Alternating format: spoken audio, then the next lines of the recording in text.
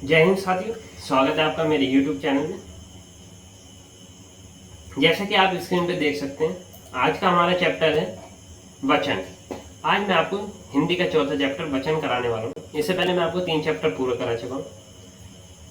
बड़माला में मैंने आपको स्वरवर्ण और व्यंजनवर्ण से संबंधित संपूर्ण जानकारी दी है। इसके बाद मैंने आपको बर्तनी को सुधारने का तरीका बताया। तीसरा मैंने लिंग, जेंडर के बारे में आपको बताया। उम्मीद करता हूँ आपने वो क्लासेस देखी होंगी, नहीं देखी हैं तो उससे जाके देखिए। और अगर आपको पसंद आए तो ज़्यादा से ज़्यादा शेयर कीजिए, लाइक कीजिए और घंटी बजाइएगा। चौथा चैप्टर है वचन से संबंधित मैं आपको बताने जा रहा हूँ कि इसमें एक वचन और एक वचन से बहुवचन बनाते समय किन किन बातों का ध्यान रखना है, हमें कैसे कैसे किस शब्द में पहचान सकते हैं कि ये एक वचन है, बहुवचन है। ये सब चीज़ें मैं आपको इस चैप्टर में कवर कराने वाला हूँ। चलिए तो शुरू करते हैं आज की क्लास। ध्यान से देखिएगा और वीडियो पसंद आए तो सब्सक्राइब जरूर कीजिएगा चैनल, और ज़्यादा से ज़्यादा बच्चों को शेयर कीजिएगा। चलिए शुरू करते हैं। यह है वचन। वचन क्या होता है देखिए,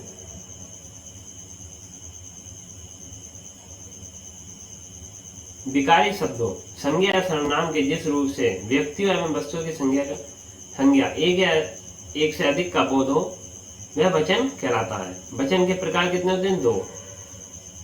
ठीक है, वचन के प्रकार कितने होते हैं? 2 होते हैं। 2 होते हैं, एक वचन और बहुवचन। लेकिन देखिए इसमें एक चीज और मैं बताना चाहूंगा, ये जो 2 प्रकार होते हैं किसके अनुसार होते हैं? हिंदी भाषा के अनुसार। हिंदी भाषा के अनुसार।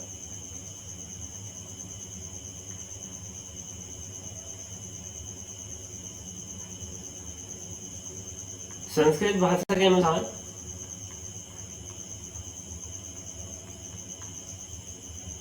अनुसार ये कितने होते हैं? 3। ठीक, 3। देखिए हिंदी में होता है एक वचन, बहुवचन, और संस्कृत में एक और जुड़ जाता है, द्विवचन। चलिए अब जानते हैं एक वचन क्या होता है। एक वचन संज्ञा या सर्वनाम के जिस रूप से केवल एक व्यक्ति या वस्तु का बोध हो उसे एक वचन कहते हैं। सोना, ताज, झूठ, क्षमा आदि। ऐसी बहुवचन, अभी मैं शुरू में आपको थोड़ी सी डिटेल बता रहा हूँ, छोटी छोटी। इसके बाद मैं आपको डिटेल में समझाऊंगा कैसे हमें पहचानना है कि ये बहुवचन है, एक वचन है, कैसे बहुवचन बनाते हैं, किन किन नियमों का ध्यान रखना है। इसलिए अभी देखिए, बहुवचन संज्ञा या सर्वनाम के जिस रूप से एक से अधिक व्यक्ति या वस्तु का होने का बोध हो उसे बहुवचन कहते हैं। जैसे आंसू, भाग्य, चाल, केस आदि। वचन के रूपांतरण, देखिए वचन के रूपांतरण पहला है विभक्ति रहित। क्या है देखिए, पहला पुल्लिंग, आकारांत शब्दों के अंत में आ की मात्रा के स्थान पर ए की मात्रा लगाते हैं। ठीक, पुल्लिंग शब्द होते हैं जो, और उनके अंत में यदि आ की मात्रा आ रही है, बड़े आ की, तो उसे ए की मात्रा में बदल देते हैं। जैसे लड़का, लड़का का क्या होगा बहुवचन बनाते समय? लड़के। ऐसे कमरा, कमरा का बहुवचन बनाते समय क्या होगा? कमरे। लोटा, लोटा में देखिए बड़ा है, लोटे। ऐसे अभी दाना है तो दाने का क्या होगा? दाने। दाना का क्या होगा? दाने। भाला का भाले। स्त्रीलिंग में क्या करेंगे? स्त्रीलिंग शब्दों में एस स्वर का लोप हो जाता है और उसके स्थान पर ए या आई बहुवचन सूचक प्रत्यय लग जाता है। जैसे देखिए नहर है तो नहर का क्या हो गया? नहरें। कलम का कलमें। गाय का गायें। पुस्तक पुस्तकें। ऐसे अब नेक्स्ट पॉइंट है स्त्रीलिंग शब्दों के अंत में। देखिए क्या कह रहा है, जिन स्त्रीलिंग शब्दों के अंत में ई या बड़ा ई आ रही हो की मात्रा आ रही हो, मतलब छोटी ई की या बड़ी ई की मात्रा आ रही हो, उसे क्या कर देते हैं? हम ईया कर देते हैं। क्या कर देते हैं? जैसे छोटी ई की या बड़ी ई की मात्रा आ रही है तो उसे क्या कर देते हैं? ईया कर देते हैं। जैसे नदी है, अब इसमें एक चीज और ध्यान रखनी है, ईया कर देने से पहले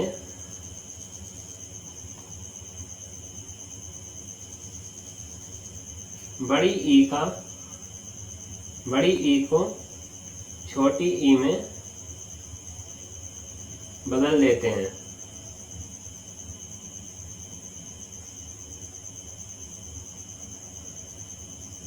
ठीक है, जैसे नदी, ये क्या है? यहाँ पे बड़ी ई की मात्रा लग रही है। अभी देखिए कुछ व्यक्ति को यही नहीं पता होता है कि बड़ी ई की मात्रा किधर की तरफ लगती है, छोटी ई की मात्रा किधर की तरफ लगती है। जैसे बड़ी ई की मात्रा लग रही है नदी, तो इसका बहुवचन बनाते समय क्या करेंगे, बड़ी ई की मात्रा को छोटी ई में बदलेंगे और फिर या जोड़ देंगे इया, ठीक है। जैसे शक्ति का शक्तियां, नारी का नारियां, लड़की का लड़कियां, रानी का रानियां।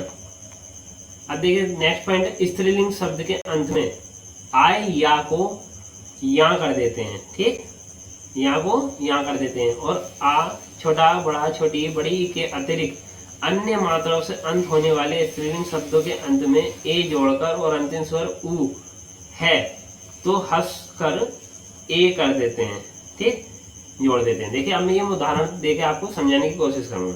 जैसे डिबिया है, तो डिबिया के अंत में क्या आ रहा है, या, तो या का हम क्या करेंगे, देखिए ये कह रहा है यहाँ पे या का यहाँ कर देंगे, तो डिबिया। ऐसी क्या कह रहा है वो नेक्स्ट पॉइंट हमारा,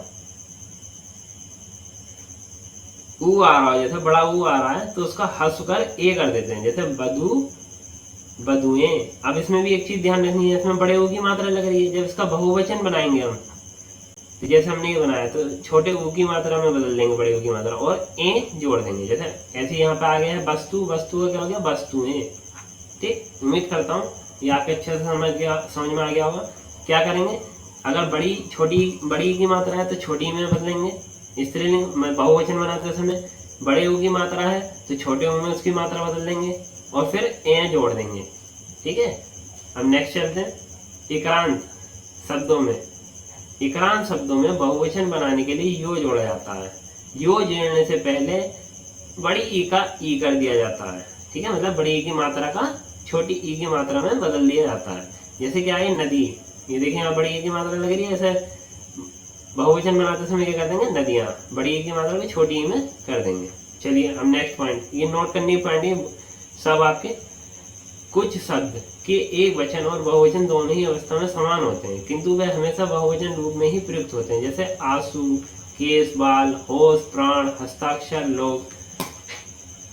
देखिए ये एक वचन और बहुवचन दोनों ही अवस्था में प्रयुक्त होते हैं किंतु वे हमेशा बहुवचन के रूप में प्रयोग होते हैं। जैसे आंसू गिर रहा है, आंसू काफी सारे गिर रहे हैं तब भी उन्हें हम आंसू बोलेंगे, ऐसे नहीं बोलेंगे आंसुओं गिर रहे हैं, ये नहीं बोलेंगे। इसलिए ये चीजें हमें ध्यान रखनी है। आगे चलिए सेकंड पॉइंट नोट कीजिए, कुछ शब्द के एक वचन और बहुवचन दोनों ही अवस्था में समान होते हैं किंतु वे हमेशा एक वचन में ही के रूप में ही प्रयुक्त होते हैं। जैसे क्रोध, वर्षा, क्षमा, जनता, सोना, पानी, आग, हवा, सामग्री, प्रेम, छाया। जैसे सोना महंगा हो गया है तो ये नहीं बोलेंगे सोने महंगे हो गए हैं, ये पानी है, पानी गिर गया तो ये नहीं बोलेंगे पानियां गिर गए हैं, ठीक है। तो ये एक वचन के रूप में ही प्रयुक्त होते हैं हमारे। सम्मान अथवा, देखिए नेक्स्ट पॉइंट हमारा ये है नोट करने का कि सम्मान अथवा आदर दिखाने के लिए बहुवचन का प्रयोग किया जाता है। जैसे हम अपने बड़े लोगों को अपना सम्मान और आदर दिखाते हैं तो उसमें हम क्या करते हैं, बहुवचन का प्रयोग किया जाता है। जैसे माताजी मुरादाबाद जा रही हैं, देखिए अंक की बिंदी लगने से ये बहुवचन बन गया, ठीक है।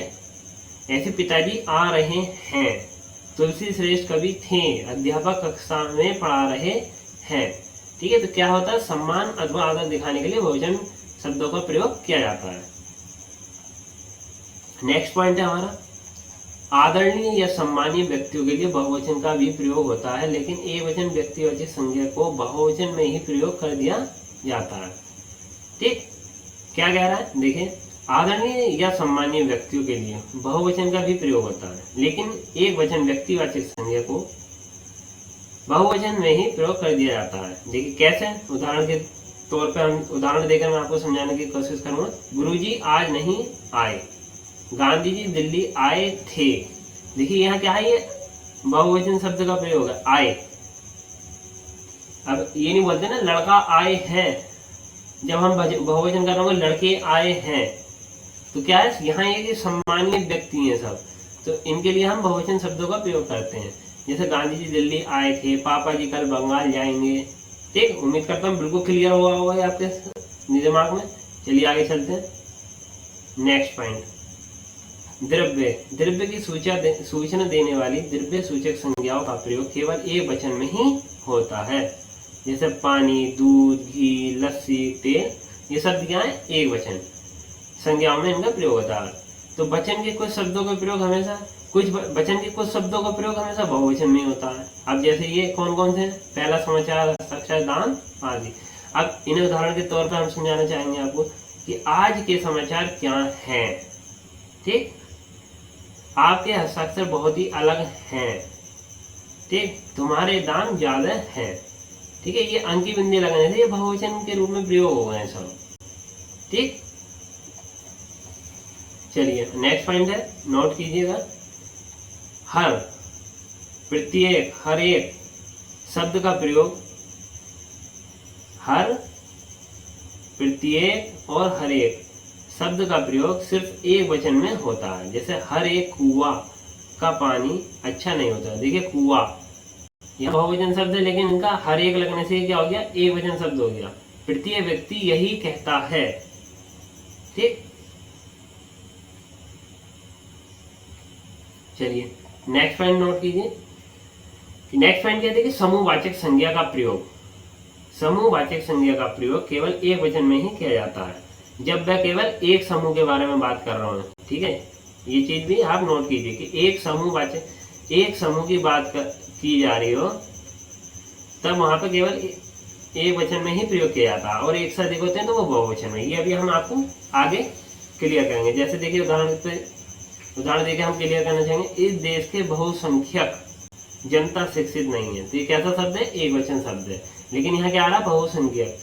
तो ये हमें चीजें सीखनी है कि जैसे एक समूह है तो जनता वो क्या होता है?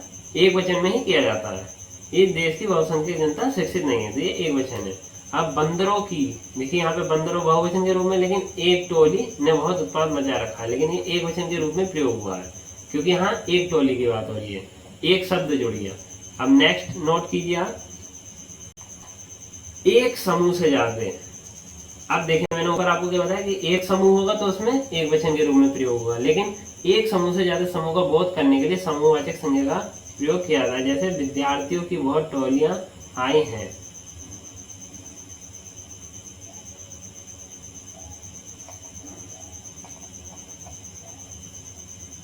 उम्मीद करता हूं आपको ये अच्छे से समझ में आ गया होगा। जैसे ये लास्ट में पॉइंट क्या कह रहा है, एक समूह से ज्यादा समूह का बोध करने के लिए समूहवाचक संज्ञा का प्रयोग किया जाता है। जैसे विद्यार्थियों की बहुत टोलियां आई हैं, यानी कि यहाँ पे ये बहुवचन के रूप में प्रयोग हो रहा है। क्यों हो रहा है? क्योंकि यहाँ पे बहुत टोलियां, एक से अधिक टोलियों की बात की जा रही है। ठीक, उम्मीद करता हूँ आपको ये पूरा चैप्टर क्लियर हुआ होगा। इसमें ज्यादा चीजें नहीं थी, लेकिन आपको ये चीजें ध्यान रखनी है। कहाँ पे ई का ईया हो जाएगा, बड़ी जैसे नदियां करते समय बड़ी ई की मात्रा को छोटी ई कर देना है, बड़ी ऊ की मात्रा को बहुवचन बनाते समय छोटी ऊ की मात्रा में बदलना है, कहाँ पे हमें अंकी बिंदी का प्रयोग करना है। उम्मीद करता हूँ आपको पसंद आई होगी वीडियो पसंद आई हो तो ज्यादा से ज्यादा शेयर कीजिएगा, चैनल सब्सक्राइब कीजिएगा। मिलते हैं नेक्स्ट वीडियो में नेक्स्ट चैप्टर के साथ। आज के लिए इतना ही।